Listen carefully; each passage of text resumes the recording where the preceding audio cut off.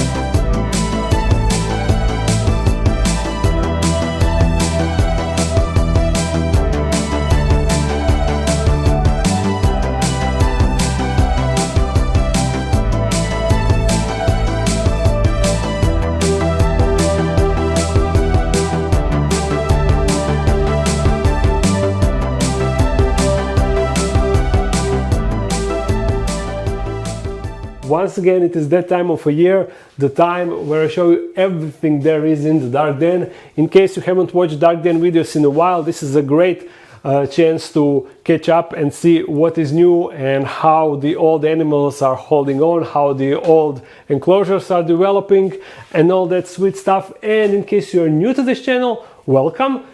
This is the channel where I keep a lot of exotic animals, a lot of different and kind of unwanted animals. I show you all the aspects of their care, how to build enclosures for them and all that sweet stuff. So yeah, if you like that, if you think that you maybe like that, I'm pretty sure that you are going to enjoy this video. I will start with the enclosures over there, then we will move in this direction, then here, then all of this, at least majority, because I won't be showing you each individual tiny tarantula inside of these enclosures and also these and these, but I'm going to show you all the tarantulas that are in these enclosures, at least the ones that are visible at the time of recording this video. And also in this room we got these. So let's go. There is a lot of stuff for me to show you and also a lot of ground to cover, but just a quick shameless self-promotion. Dark Den webshop is restocked with majority of shirts, and also I got some cool centipede shirts, new shirts, and new calendar for next year is also available. So link will be in the description. I will also mention that at the end of this video. First, we start with this enclosure that is one of my, if not the most favorite glass enclosure that I ever built. Also one disclaimer, I forgot to mention, everything that you will see today, all the enclosures, all the setups and all the furniture and other stuff, everything was built by me, almost 100% from scratch. It is something that I really enjoy doing, and it is also a big part of this channel. So yeah, back to the enclosure. It is a pelodarium, which means that it got a land section and it also got a water section. Originally inside there were 6 vampire crabs, but for some reason majority of them died off, and now from time to time I'm only able to see 1 or maybe 2 individuals. I will show you a recording of him that I recorded yesterday when he was actually outside. But it is really cool fella, and I enjoyed the appearance of those crabs as much as I enjoyed the appearance of this enclosure. But the shameful thing is they are basically never outside, and it is a really rare occasion where you can see or spot 1 outside. Even when there were 6 alive inside, still it was like a lottery when I would come here and actually see 1. You could say that that is a part of their appeal, but it is such a shame because they are such a pretty crabs. Anyhow, next enclosure, and that would be this cool frog duo. This is Mai and Hackett, and they are poisonous dart frogs. This one is Mai and that one is Hackett. I think that both of them are females, but I'm not quite sure. And you see, they are really curious frogs. They are basically always outside, and they aren't afraid like at all. I can do whatever I can. Look, if I go with my hand, they just don't care. They won't run. They will even look at it to see what is going on, which is awesome. They are always outside, out on the open, so you can see them, unlike the vampire crab. Yeah, their enclosure is actually my first bigger project that I did originally in my apartment, and originally it actually had a running waterfall here, but unfortunately it started leaking, so I had to re-silicone everything, and ever since then I'm not 100% confident to put so much water inside, therefore no more waterfall, but I am missing it all the time because frogs, they need a lot of humidity, you know. Yeah, also you can see that the door system on this enclosure is far more sophisticated, unlike this one with these acrylic hinges that make a lot of terrible noises. As I said, this was my first bigger vivarium, but overall I still really like his appearance. It is pretty sweet vivarium, but this pothos plant is amazing. You see, it is actually growing out of this enclosure. You see, it is actually growing through the ventilation hole over there, and I'm loving it. I hope that it will just continue to grow so I can lead it across all the enclosures. That would be awesome. Anyhow, next enclosure, and that is this one. Let me just pull it off the shelf because it is kind of dirty, even though I cleaned it yesterday. I actually cleaned all of the enclosures for this tour, and it was such a huge job. Too bad I don't have a before and after picture to show you. Where's Felix? No, he's going... Oh, hopefully again he will come out so I will be able to show him. Yeah, we will see that in a few minutes. Anyhow, this enclosure is actually a communal setup of sand beetles. If I can grab them, you see these sweet beetles. I have a bunch of them inside, and also there are a lot of grubs crawling in the substrate. If I can find one to show you. Of course that now when I want to show you, I cannot find a single one. Incredible, I cannot find a single one. They are the beetle grubs, and out of them an actual beetle emerges. So they are the first inhabitant, and these guys, these snails, they are second inhabitants. And you can also see I have a bunch of smaller ones up there, and they are kind of annoying because they are multiplying like crazy. Yeah, so that is that. Now through the rest of the video I will have extremely dirty fingers. I apologize for that. Anyhow, up here I have different roach colonies. These are the hissing roaches that I use for feeding, like this one. This is one smaller male, and they actually are called hissing roaches because, yeah, of course that now he doesn't want to hiss, but they do hiss. Let me just find one that will. Oh, there we go. And that was it. Just one short hiss. Thank you for embarrassing me in front of everyone. What is this? No one hisses. None of them feel threatened. I don't know. Anyhow, I use them as feeders. This is the colony with bigger ones. Well, this is the colony with smaller ones for smaller tarantulas. Then next, in this box, I have a colony of other roaches that I of course forgot the name, but they're kind of huge and sweet looking. Check it out. You see? Pretty cool roach, huh? And pretty big roach. Also, what is awesome thing, they are actually multiplying, so in the substrate I have a bunch of babies. I recently received this colony on Terra Plaza from one subscriber, so it is extra cool. Anyhow, in this box we have one cool little buggers. If you ever plan to build a bioactive enclosure, you definitely need these buggers because these are springtails, you see, and they keep your enclosure a bit more cleaner than without them. I always have a substantial colony at my hand for new enclosure builds. And last roach colony that I have here are these roaches. I'm actually trying to increase this colony because apparently they are really good feeders. You see, they are not too big and not too small, like ideal size for majority of tarantulas and reptiles. So I definitely want to have a healthy colony of these buggers. You know, even though you can have one colony of feeders for your animals, they will survive, but every animal will benefit from having more variations in their diet, so having more different feeders. That's why I always want to have a different feeders. You will see I also have other feeders for my animals. So that covers this first shelf, and now we are moving to this big boy, this biggest glass enclosure that I ever built, and that one houses bunch of animals. I'm not sure if you can spot them immediately, but there is like, I don't know, 15 to 20 stick insects. Let me show you. Here is one.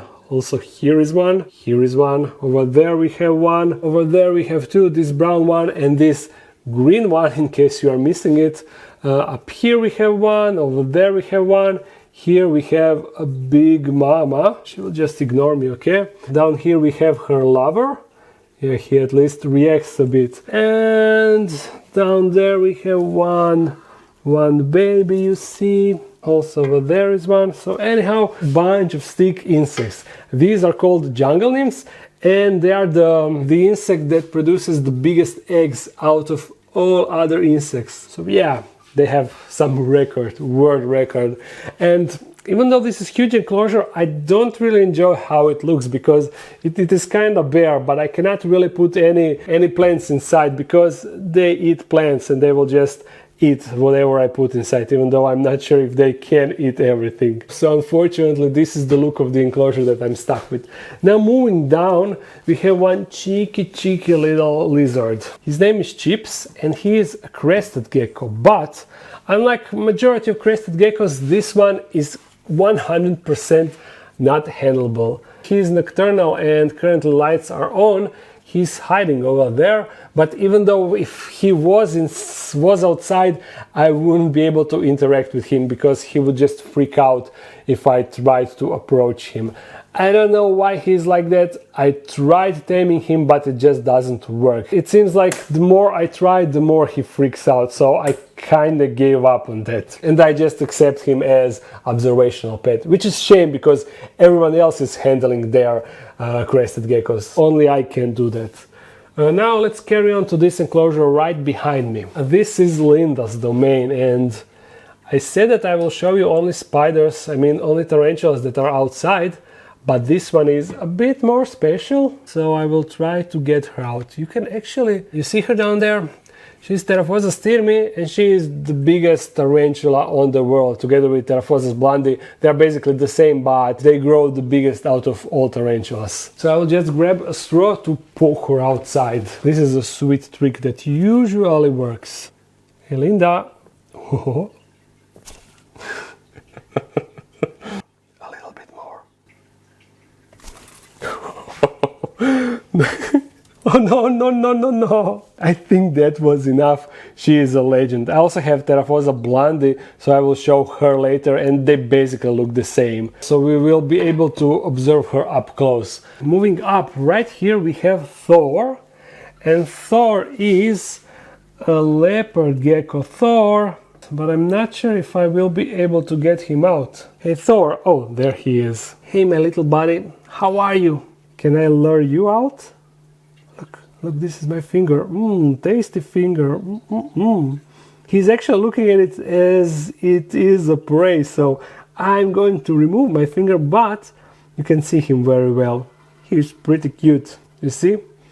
A leopard gecko, as I said. Bye Thor, thanks for showing your face. Let's go down. Here we have a headlight roach colony, and you can see why they are called headlight roaches. Those two yellow dots on front that look like headlights.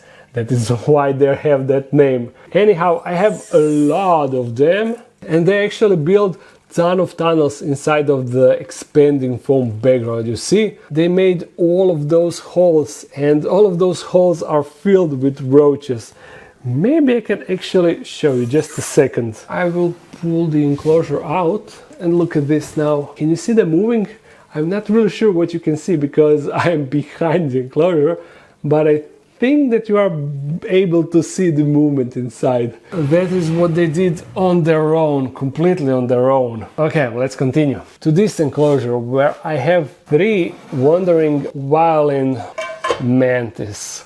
They are super cool, but I kinda gave up on them because they are super annoying to feed. Since they are communal, I wanted to have a huge enclosure like this one filled with them, but then I learned that they actually almost exclusively feed on flying insects, which means it is extremely annoying to feed them when you don't have enough flies at your disposal. So therefore I scrapped the idea of having a communal enclosure, and I don't plan to breed them anymore. I will just keep these until they are alive, and I don't plan to get any more later on.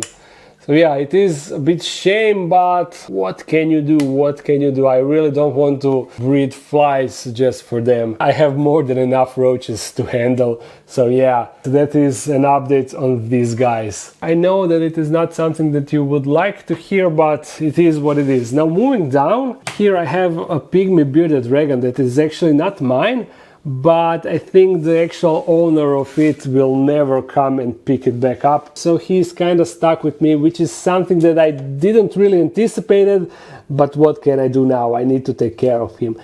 He's currently burmating. It is something like hibernation, but he's not fully hibernating. I'm not sure what is the difference between burmation and hibernation, but basically he is asleep, just like the Despacito that is on top. Their lights are turned off, but for recording of this video I turned them on so you can see all the enclosures. But after I will shut them down because they don't need them while they are burmating. Now let's go up and check some deadly scorpions that I got. First, this one. This is actually the biggest one, so it will be the easiest to show. And this is the species that is not 100% deadly, but if you were a child or some elderly person, you wouldn't really have some great odds surviving this sting. The unofficial rule says that small pincers means strong venom, because it means that they don't really rely on gripping their prey with pincers, but to kill it with strong venom. Soon I plan to rehouse this one in appropriate glass enclosure, so I can show it off in light that scorpion of this caliber deserves, for sure. Back you go on the shelf, and I will take this stack. First, actually, these are flightless fruit flies, and I breed them for dart frogs, because even the smallest roaches that I have are not small enough for these tiny frogs, so I need to have these fruit flies for them. So I have 2 colonies, and I'm always breeding more, as much as I need. Let me take these 3 enclosures. They also contain scorpions. Firstly, you can see this one. This is similar, same genus as the big one, but a different species, but it is equally deadly. And of course it is now hiding under the cork bark. See? There it is. Something you don't want to mess with. That's why tweezers are mandatory. These 2 plastic bins also houses some nasty scorpions, but they are kind of different than the ones that I showed you. I will try to get it out. No. Okay, go on the other side then. You see? There we go. Now you can take a closer look or not. They are pretty sweet scorpions, right? Good looking one and kinda mean. And the other one is kinda similar. See if I can fish that one. Oh, it is grabbing the straw, but I cannot really pull it out. No, that won't work, but it is kinda similar species like this one. Now inside of this enclosure I have a Deathstalker scorpion, but it is of course hiding and I rarely see it outside. And it is slightly bigger than the scorpions that are in this enclosure, or maybe the same size, something like that. And it is also kind of similar looking, so you are not really missing much not seeing it. Although they have a nasty reputation, that's for sure. And in this enclosure beside it, I have something super interesting, but unfortunately I also won't be able to show it. Down there I have a camel spider. You can kind of see it on the end of the tunnel, but recently, quite recently, I had a full episode about it and I set up the enclosure and I showed it really well, so you can go and check out that video. It is pretty awesome because I managed to capture it digging that tunnel, at least kind of digging the tunnel. Now we are done with all the enclosures in this corner and we can move into this central enclosure. This is actually a 360 enclosure because you can observe it from all sides. There are 2 enclosures, one on top and one below. And actually in next video I will feature them because I built this light setup for this enclosure below. This is a communal enclosure that houses approximately 40-ish Hysterocrates gigas tarantulas. You can see all those tunnels. All of those tunnels belongs to all the tarantulas inside. The tarantulas are not big for now, but they will grow, and as they will grow I will need to remove the individuals because the enclosure would be too small for all of them. Moving up we have this beautiful enclosure. Actually this site is really cool, right? Like out of some scary movie, right? Anyhow, this one houses Monocentropus balfouri, and this is, as I said, the communal enclosure. In case you didn't figure out, communal enclosure is one enclosure that houses multiple animals. From same species or different species, it doesn't matter. If there are more animals inside, then it is a communal enclosure. Now we move to this beautiful, huge enclosure, the biggest enclosure that I ever built. And it was meant to be for a green tree monitor, one really cool lizard, but due to multiple complications, for now I decided to scrap that idea and get an Nephila spider. But that thing also didn't go as planned, because I got an Nephila spider right there, but that it turned out that this actually is not an Nephila but Argiope spider, and it will not get huge as I wanted. I wanted to have a huge orb weaver inside, but this one is female already at its maximum size, so no huge web for me. And also, in case you didn't see the update video, you see this down there. This is an egg that this female produced. So at least something cool for us to observe. I mean, this spider is cool, but it is not what we wanted for this enclosure. So my search for huge Nephila spider continues, and I would also like to have multiple Nephila spiders inside. But I'm just loving. That would be automatic misting system. I have one nozzle up there, and also one nozzle over there for Felix enclosure. You know, Felix is the chameleon, but after this I will show you him. Let's just wait a bit for it to stop. There, it stopped. Anyhow, I'm loving the development of plants in this enclosure, because these were just tiny plants that I put inside, and now they are all grown and huge, especially this pothos plant. This one is getting so thick and the leaves are so huge, getting bigger and bigger. You see, it is actually growing from that corner all the way here. I don't know why this particular one is so successful. You see, there are multiple ones, but this one is just growing outstandingly good. Now we move up where we have one sleepy dragon, and this is Despacito. He is a bearded dragon, and just like the pygmy bearded dragon, he's also currently burmating, you see. And oh, there we go, he is opening his eyes just to check out who is disturbing him. Yeah, it's me, it's just me showing you off. I will now turn your lights, don't worry, Despacito, everything will be okay. Anyhow, this is his enclosure, you see, it is huge bearded dragon enclosure, and I plan to put sand inside of this, but I still didn't get a proper sand for him, but that will also come. It's not that he actually needs it. We will move to the other side, where I have all the controllers and switches and pumps, and here we go. Now his light is off, you see. This is the canister with water, and here is the pump from the misting system, you see. Some thermostats, timers, controllers, all sorts of sweet gear. Yeah, now should I show you the Felix? The little sleepy Felix, he's down here because he wants to go to sleep. Normally his lights would already shut down, but for the purpose of recording this video, I turned off the timer, so everything is turned on, but he's anticipating darkness, so that's why he's prepared to go to sleep. Soon. I just need to do everything here, and then I will move out of this room and shut everything down for you. Actually, just a quick tour of his enclosure. You see, it is an open enclosure, and he just stays on the branches. He doesn't really try to move away from them, I mean down from them. He got a misting system, as I said, a heater, a UVB. This is the Arcadia LED system for plants to grow, and also I have the little dripper, you see, it drips water, so he got a place to drink all the time. Yeah, pretty neat enclosure, I would say. Now we can turn off the lights. It's right here. Oh no, actually I still need lights because the aquarium is on the same timer, and sorry for it being kind of dirty. I mean, it is really dirty, all the algae on the front glass, but I still didn't clean it because I never cleaned the aquarium, so I'm kind of dreading it because I don't know how to do it. But inside I have these cool fishes, you see. Of course I forgot how they are called, but they are doing amazing. They were hiding at first, but now they just don't care. They are on front all the time, swimming around and doing their stuff. I have a bunch of snails like this one that I'm kind of trying to get rid of them, but no matter how many I kill, there is still plenty more to go.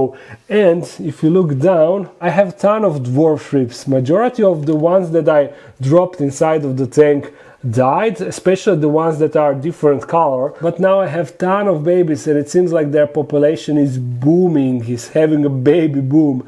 I'm not sure if you can spot them, but you see 1, 2, 3, 4, 5, 6, 7, 8, 9, and that is just the front part of the enclosure. So I'm really enjoying this aquarium. This is actually my first ever aquarium and I'm still figuring stuff out. But you see also the plants are developing great. I already trimmed them twice, but they just keep growing, which is a good thing. Yeah, a good thing. And also before I turn off the lights, let me just show you these colonies of roaches. In here I have dubia colony, you see? There is quite a lot dubious. Yeah.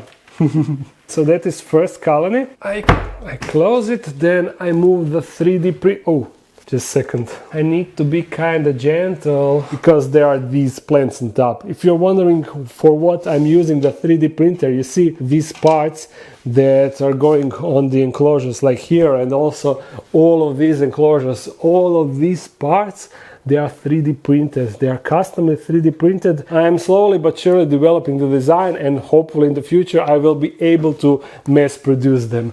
Anyhow, here I have the lateralis roaches, also a bunch of them, you see. That is my second big roach colony. Okay, now I can turn off the lights. There we go, and also I can turn off these. But for that, I first need to remove this enclosure and then reach the timer down here. There we go. Now we can handle this wall, and the majority of animals inside of these enclosures are tarantulas, but some contain some other animals. Just a quick note, as you can see, all of these are outside, but not all of the tarantulas are out and about, so the ones that are hiding, I won't actually be showing them, because with this many, the ones that are currently outside will be more than enough for me to show in this video. And also in this room, also all of these are tarantulas, so yeah, you will now see a lot of tarantulas. Inside of these cups I have these tarantulas. You can pause if you want to read all. These two enclosures are empty. Down here I have these. And moving down here I have these. And by the way, recently I did a feeding video where I fed majority of these animals, so check it out. It is like 2 or 3 videos ago. Now inside of these enclosures, I have one really cool animal, and it is something dangerous since I have a giant rock holding the top so the animal doesn't escape. It is a Scolopendra centipede, you see. This is one cool and kind of cruel critter. And on the web shop, on the Dark Den web shop, you can find a t-shirt that is based on this one. And I actually have a fitting name for it, but I will reveal that in video where I will build a proper big enclosure for him, her. I'm not really sure if it is a male or a female, but in order to sex a centipede, you need to do some stuff that I'm not really capable of. This plastic box also contains one centipede, but it is a far smaller centipede, and the only way to show it would be to dig it out, but I don't want to do that. While these 3 boxes contain one cool spider. Let me show you. You see, when they're hiding, you cannot really spot them unless you look really closely. You see? Down here we have a spider, and if I shake the enclosure, poof, there she is with an exceptional camouflage. These are called six-eyed sand spider. I assume they got 6 eyes and also sand spider. You can easily guess why they are called sand spider. Now I won't be showing you this one and also this one and this one, because I also got the same species inside of these glass enclosures, and they are more easier to see, and their enclosures are far prettier. Now this one is one pretty tarantula, check it out. This is the same one that I got in that communal enclosure. This is the Monocentropus balfouri. But this is a female that will soon be mature male, and then he will join the female in that communal enclosure for some quality sexy time. Yeah. But he's one pretty boy, you see? Really pretty. In this enclosure we have a Cyriopagopus minax, and you can check out her cool abdomen patterns, you see? Really cool. And if I tap her enclosure, she just retreats in her tunnel. You see how cool her tunnel is? Nice. Now in this one we also have some fossorial tarantula with cool tunnels, you see? And it also goes underneath. But this is the Cyriopagopus lividus, and it actually got blue legs. A bit of blue legs with similar pattern on the abdomen like minax. And now we finally move to these glass enclosures. This first one is a scorpion, Hadrurus arizonensis, but I also wasn't able to show it in the previous feeding video. I assume that it is molting deep down in its tunnels because I haven't seen it in quite a while. Next to it we have Cochiana brunipes with really cool webbed tunnel, you see? She got a nice webbed entrance of her tunnel, but unfortunately we can only see a bit of her legs, not much. While you will be able to fully see this one, even though she kinda made her enclosure look really unnaturalistic with all of this exposed styrofoam. How dare you do that? Just destroy my work. This is Grammostola pulchripes, and this is a male, most likely mature on next molt. Moving up we have a Nandochromatus, I guess a female, but I could be wrong, I don't remember anymore. I love their red abdomen that is such a contrast with the rest of their body. Those white and black legs and the white carapace. Oh, run away, yeah. And this one is also running away. This is a Davus pentaloris female, and before she escapes, okay, she's actually on pretty good spot. Check her abdomen. It's pretty good, right? Where will you go? Do you want to go inside of that hole? She definitely wants to go somewhere, but she's not sure where. Oh, such a tiny bolting machine. Anyhow, that was, did I say Davus pentaloris? I think I did. In here, Neoholotele incei, she webbed a lot, but she's somewhere here in the tunnel. We won't be able to see her anyway, so yeah, just appreciate the web. Up here, Pseudohapalopus species below. Down there, legs, not much to see, so we can move to next one. Xenestis species Megascoptula, and we can actually see her really well. Yeah, they're kind of long-legged, those Xenestis species. In here, Acanthoscuria musculosa, but she's hiding, so we can move to this Heteroscodra maculata, but she's also hiding, so we can go immediately to this Avicularia, and check this out.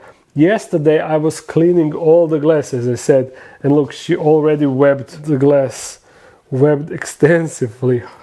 And if you're wondering, she is down there, the pink toe. You see, her toes are kind of pink, that's why she's called commonly the pink toe. One arboreal tarantula. Oh, just a little bit of clarification. These enclosures that are shorter, they are called terrestrial enclosures, and they usually house terrestrial tarantulas, the ones that live on the ground or in the holes and such. These enclosures that are taller, they are called arboreal enclosures, and they house arboreal tarantulas that usually live on in tree trunks and similar heights. Those are two enclosure and tarantula types. Even though this one, you see, it is taller, but it got a lot of substrate because inside there is a fossorial tarantula, the one that digs deep, and this is the same one as I showed you here, the Cyriopagopus minax. This enclosure was actually an experiment to see how well the fossorial tarantula will use this environment, and actually the experiment is a great success because she dug a hole that goes down to the back of the enclosure, then goes straight to this edge and then moves forward. So maybe with time she will actually reach this corner. She is definitely enjoying it. Now on top I have the Caribena versicolor, but she lives behind the background, so yeah, I cannot show you this way. And in here we have the Ibirapora diversipes. You can actually see her a bit. You see, there's the tarantula leg. She's pretty similar to this Avicularia, and in feeding video she actually bolted out of her enclosure and I was chasing her around the shelves. It was pretty hilarious, I would say. Now this one is empty, these are empty, as you can see, all of these two are also empty, but in here I have the Psalmopeus pulcher male. I think that you can see his back legs, yeah, that's the one. Okay, down here I also wasn't able to show these in the feeding video because arboreal tarantulas are usually hiding pretty well. So inside of here I have the Psalmopeus irminia. This is Psalmopeus reduncus, this is also Psalmopeus reduncus, Psalmopeus pulcher, also Psalmopeus pulcher, and Psalmopeus cambrigae. But you can see this one, just her fat booty and spinnerets and her paws, you see, 1, 2. Tarantula Paw Tuesday, rest in peace. Here I also have the wandering wild mantis, but small one. I have 4 inside and eventually I plan to give them away. You see, 1, 2, 3 and 4 behind, yeah. In here we have a huntsman spider, but I cannot really show you because here is the female, she is behind the cork bark, while I can show you this male. You see, he is right there. And if I blow to this ventilation hole, oh, he's kind of freaking out. He thinks that some prey is moving, you see? Hunting mode is on. Look how awesome he looks, right? Huntsman spiders are cool. Now I showed you this, so we can move down. Down here is one of Formicoptus atrichomatus, yeah. Kind of a tongue twist. Now, if you look over there, yeah, you see that black tweezer. Not tweezer, I mean pincer. Let's see if we can activate that. I need to be really gentle, okay?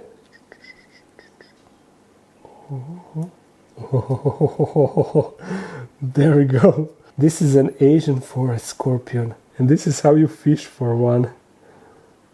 Oh, he wants it. He really wants it. What a guy. This is an offspring of a female that I had.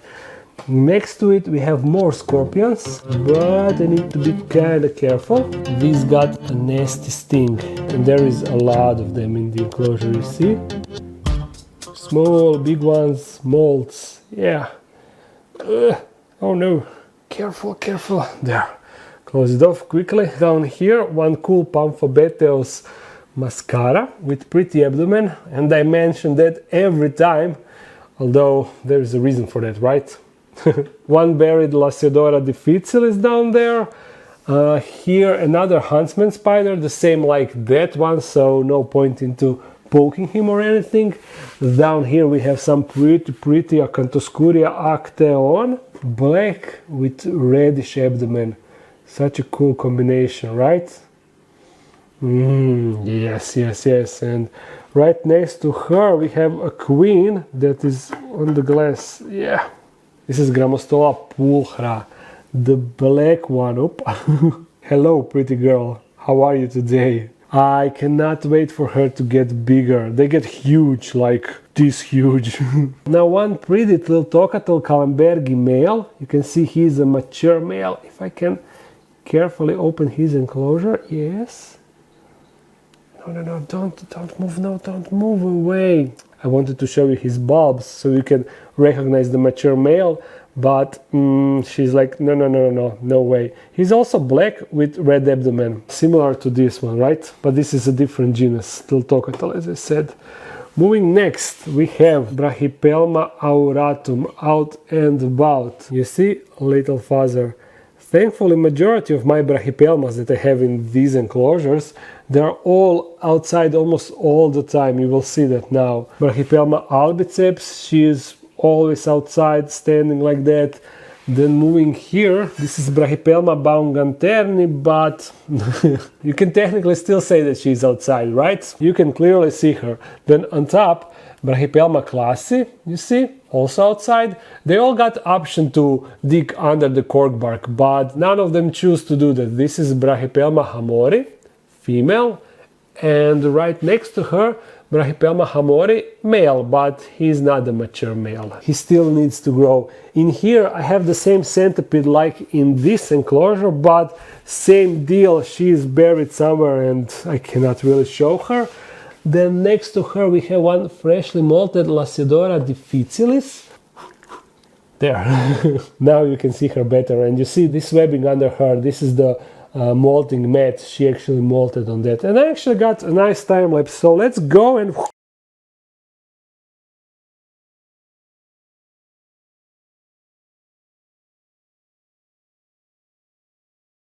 that is how tarantulas actually grow, and that lasts like 2 to 3 hours depending on how big the species is.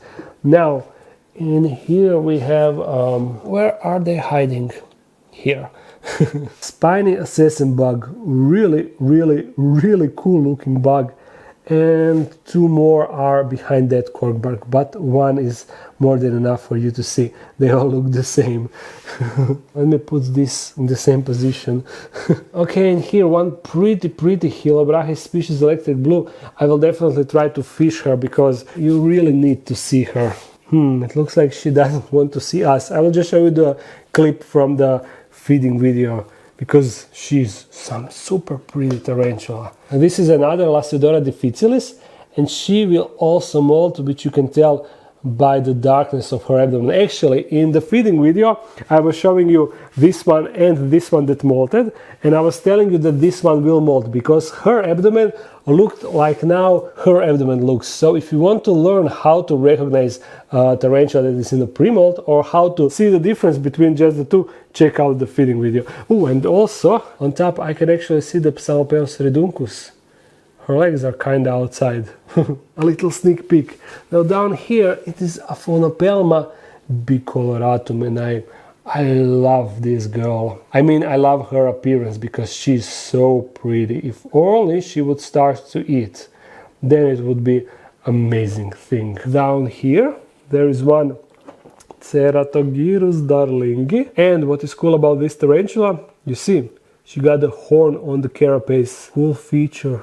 Kind of different from the rest. This is an African tarantula, just like all of these. Down there we have Harpactira pulchripes, but good luck seeing her at the moment. In here I have Harpactira marxi, but she's also somewhere down there, webbed down. But this time we can see this one. This is Pterinochilus murinus, and she actually ran away, but maybe you can see, ooh.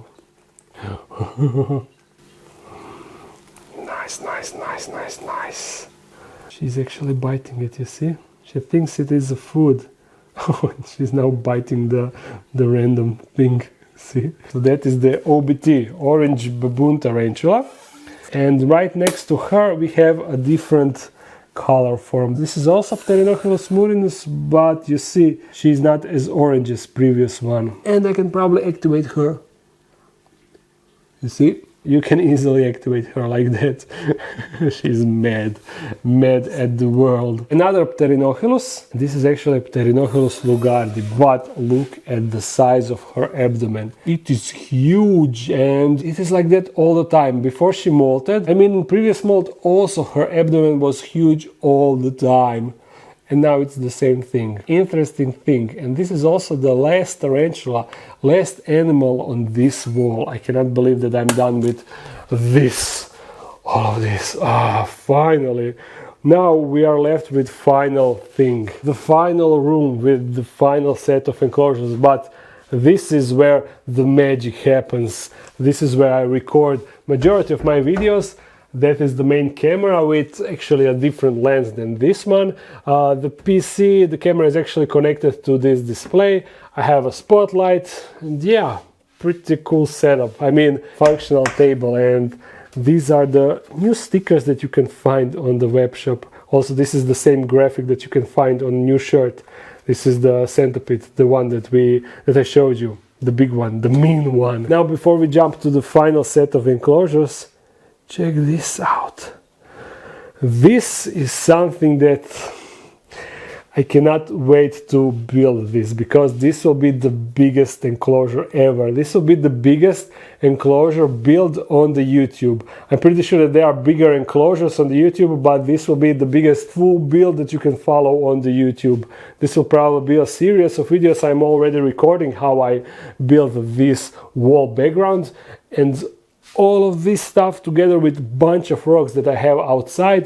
They are going on this background, and yeah, you will just need to wait for the video to see what I have on my mind, but it will be amazing. There will be so much different animals. It will be huge communal setup with bunch of different animals. And just to mention, all of this will be a water section, and waterfall will be flowing from here down here, where it will pool a bit here, and then it will continue falling down into the actual lake or whatever. So yeah, it will be awesome.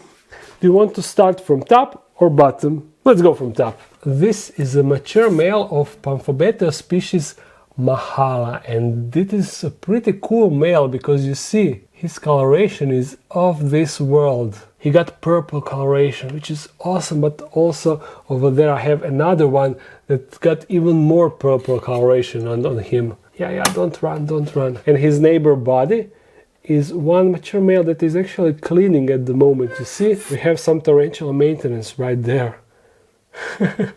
This is Nando Tripepi, also mature male, and honestly I cannot believe that he's still alive because he's so old. I'm not sure how old because I don't remember when he molted, but he's super old. Continuing with the theme of males, but this one is not a mature male, it is Pamphobeteus robust. No, I cannot remember. I will write it down. He is somewhere in the tunnel. Cannot show him. While this is the cool one, you see? Just don't run away now.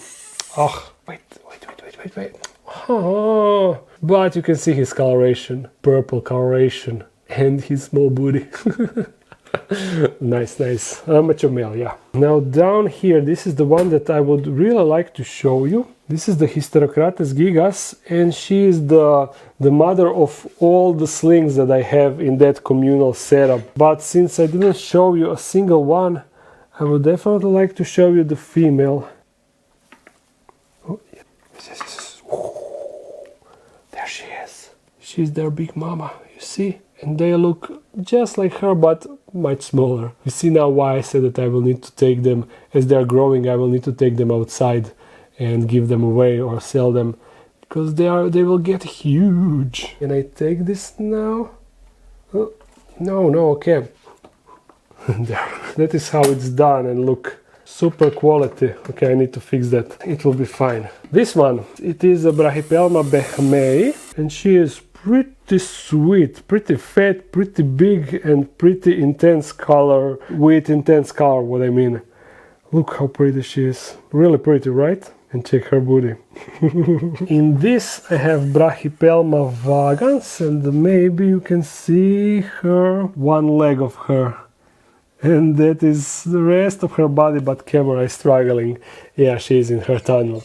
Now this is Sashenka, and she is Grammostoa rosea. She molted recently and got her appetite back. She wasn't eating for a really long time, but now ever since she molted, she's just taking down roaches like tap. Down here is Annie. She is Liltocatel albopilosus, and she's really hairy.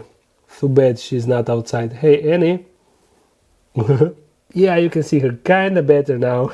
Here, down in the darkness of her tunnel, Hylobrachys species Vietnam blue, actually, I think I will be able to fish her. Oh, told you, there she is. You're hungry, huh? I will feed you tomorrow, don't worry.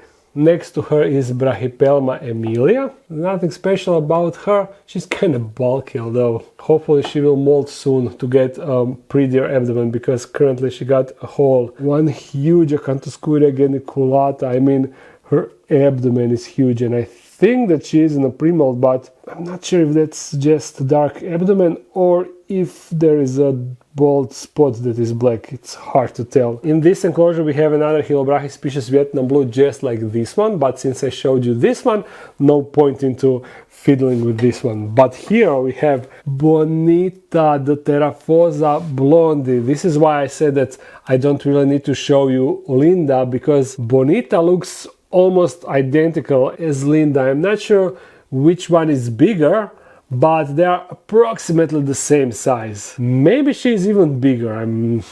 It's hard to tell. And in this final enclosure on this shelf, I have one Xenestis down there. No way. Xenestis species white. But you have seen enough tarantulas already.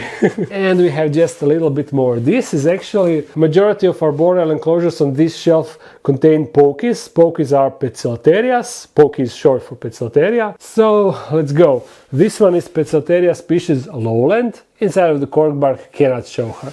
This one is not the poki. This is Tapinauhenius violaceus. But you can... no. You could see her for a brief moment, right? In here I have Poecilotheria fasciata. You see, just to show you that there is a tarantula inside, there is one leg. Excellent, right? But you will be able to clearly see this one, more or less clearly. This is Poecilotheria ornata, or should I say Elvira, the mistress of darkness. She recently escaped from her enclosure, that's why I have this tape to hold on her enclosure, because she was able to open it. This is the classic pokey look, you see? All of them look more or less the same with kind of different colorations and patterns, but yeah, if you see one you can easily recognize other pokies. This one is Poecilotheria formosa. This is a really rare sight to see her outside. She's usually always inside of her hide, inside of her hole, and then you cannot really see her. Are you right? Yeah, she's alright. She was in kind of weird position. Just wanted to check. Oh, she's slowly strolling for us. Nice. This is actually perfect. You can see her really good. Oh, I don't like where she's going. Better to close off the enclosure before she molts. Before she bolts. This one, this is Cat, the Poecilotheria metallica. And most likely if I open the enclosure... she actually didn't escape. Neat. She used to be blue, but now she's more dark than blue. More black than blue, because as they get older, they lose the blue coloration. Move that leg. Okay. Up there I have a bunch of Poecilotherias metallicas, so you will see how blue they are. Inside of this I have Poecilotheria regalis, but only her legs are visible down there. Here I have Poecilotheria rufilata, and you can see her a bit better. She is also quite huge, and you see this white stuff. She also destroyed the background. Not cool. Left Poecilotheria subfusca, down there, you see, kinda in the darkness. Up here, it would be really cool if I could show you, but inside I have Damon diadema. I will try to poke her out, because this is something really interesting and different. Okay, just a little bit. There we go. Look at this creature. This is such a cool arachnid, right? She looks so mean and so dangerous, but in fact she is quite harmless, so to say. She doesn't have any venom, and she doesn't really bite, even though she could bite with her. She got a pair of fangs over there, but she never actually tried to bite me, so I'm quite confident to touch her and, and handle her. Pretty cool critter. This is the Poecilotheria hanomivilla sumica, I think. And before this one escapes, this is Poecilotheria regalis, also another female, but she's much smaller than this one here. This is a male of Poecilotheria tigrina veseli. It is super small. I was expecting it will get much bigger, but you see, such a tiny male. Tiny. Here is Poecilotheria miranda, also inside hiding, but you can see the pattern, they are mostly hiding. Keeping pokies is in theory super fun, but in reality not really. But inside of this I also have a communal enclosure, communal setup of Poecilotheria metallicas, and in fact I have 5 of them, so it is 1, 2, and the rest are in corkbark tube. But you can see the blue coloration on their legs, right? At that size they get a nice blue coloration. Unfortunately this one is still not that prominent. Her blue color is not that prominent, but you can still see it on on the legs. But the reason why I love this setup is they're almost always outside, at least few. You can always spot few, like 3 at the moment, and usually you can spot all 5. So that is a bit different than with the rest of the Pokies. A really nice thing. Now this on top, this is Davos pentaloris mature male. Here I have another scorpion, the Asian forest scorpion, the one that I showed you, but this one is smaller. Here is another Formicoptus atrichomatus, but this time you can see it outside. In this we have another Nanduchromatus, but I already showed you another female. In here, Haplacosmia himalayana, I think that's the name, but she is behind. I seen her yesterday when I was cleaning the enclosure, but now I cannot see her.